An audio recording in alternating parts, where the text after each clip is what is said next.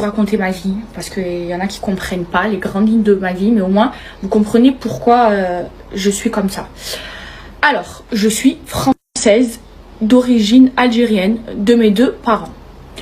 Donc mon père, Allah ilahmo, il n'est pas que algérien, donc il est algérien d'Alger, c'est un Algérois, et italien. Et ma mère, elle est 100% d'origine algérienne, et du côté de ma mère, on est de Haneba. C'est pour ça que je dis à chaque fois, je suis une Hanebia. En vrai, je suis moitié algéroise, moitié Hanebia et italienne aussi. Mais c'est parce que j'ai grandi avec la famille de ma mère. Voilà, moi, c'est pas la famille de mon père qui m'a éduquée. Donc moi, j'ai pas grandi avec mon père, donc j'ai pas grandi avec une autorité paternelle, et j'ai grandi à l'européenne.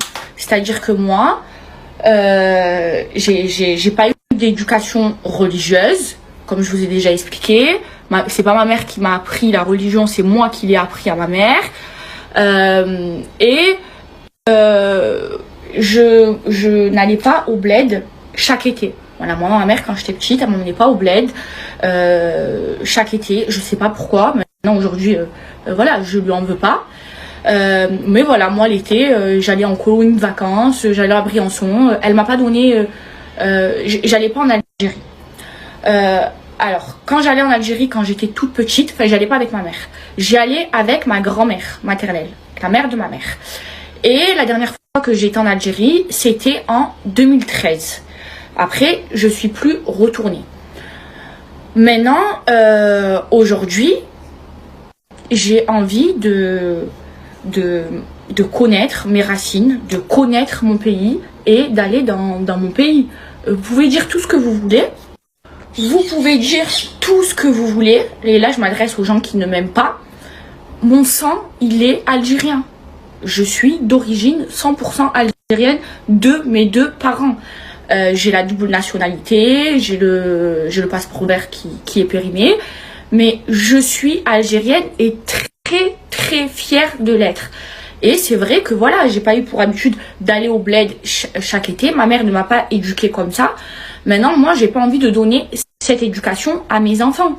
Je n'en veux pas à ma mère, mais j'ai envie que mes enfants, ils connaissent leur pays. J'ai envie moi-même de connaître mon pays. J'ai envie qu'ils sachent parler l'arabe. Moi, vous le savez, je ne parle pas l'arabe. Je ne comprends pas l'arabe. Ma mère, si, mais elle ne m'a pas appris. Maintenant, je vais pas aller en vouloir à ma mère, vous comprenez. Moi, ma mère, elle m'a éduquée, voilà, vraiment à la française, à l'européenne. Moi, les filles, à 18 ans, on buvait du vin à table avec ma mère. Ma mère, je lui en veux pas, mais elle m'a pas donné d'éducation religieuse, et j'ai appris toute seule, et j'ai appris à ma mère.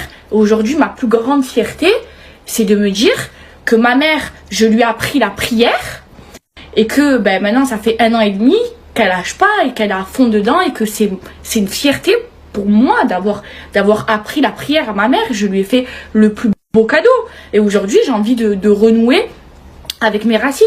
Donc pourquoi m'en vouloir? Alors oui, j'ai fait des erreurs, je regrette, mais Dieu il pardonne. Qui êtes-vous pour ne pas pardonner?